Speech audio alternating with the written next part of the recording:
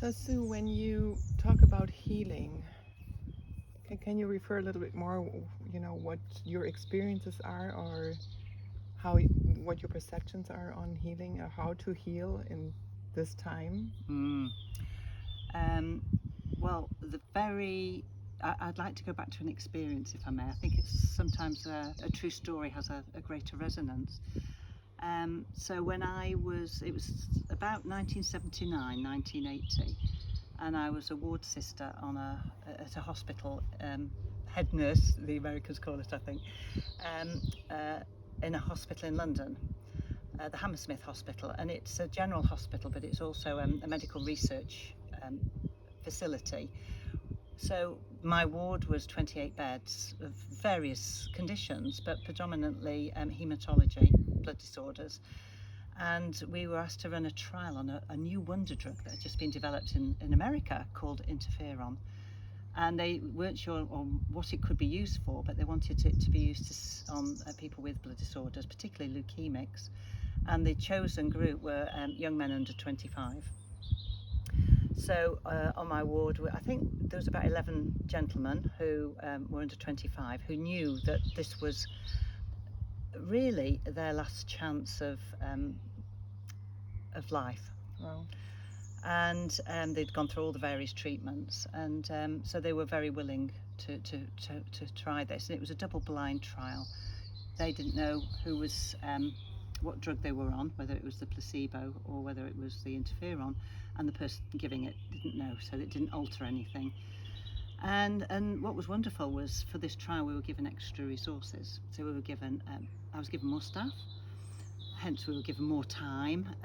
The conditions were beautiful. You know, there were very clean areas that we were working within. It's always been clean, but it was like extra cleaning staff. But we had time to actually be with the people who were on the trial. And what happened was, there was one young gentleman who, there's always, you shouldn't have favourites, but we bonded. And when the results came back, he went into remission, which Wow. was thrilling. And when the results came back, he was actually on the placebo. He wasn't Wow. on the interferon. And this was so shockingly wonderful. Mm-hmm. I've reflected over many years. I still reflect, really. What was it that was created? And then I was reminded of Florence Nightingale, whose quote was drilled into us as young nurses. The role of the nurse is to put the patient in the best possible condition so nature can act and healing occur. And all those key elements were present.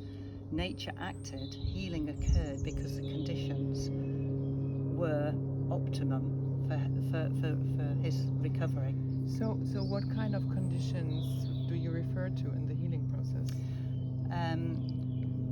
I believe that many things. I mean, obviously, we're all individuals, but it's finding a place where you're not alone. Mm-hmm. You start to reduce the level of fear because you're able to express.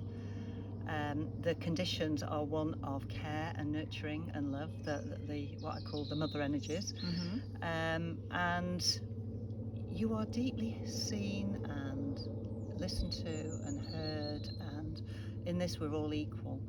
And yeah, it's And probably also the mind, the having the hope of something absolutely, which might yeah, help transform, yes. heal. And you move from that fear place to Mm-hmm. that hopeful place, which is love. Mm-hmm. That I can do this, and Mm-hmm. then the body has that energy Mm-hmm. that says. I'm not saying that those people who didn't survive this, didn't have that, but for whatever reason, this young man Wow. changed my life in terms of the medical model and the holistic model.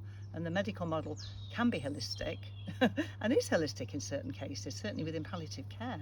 They never lost their holistic roots, but it's the techno, the separation of different organs and different limbs, which is no bad thing, because that's helped medicine really grow, and certainly with technology.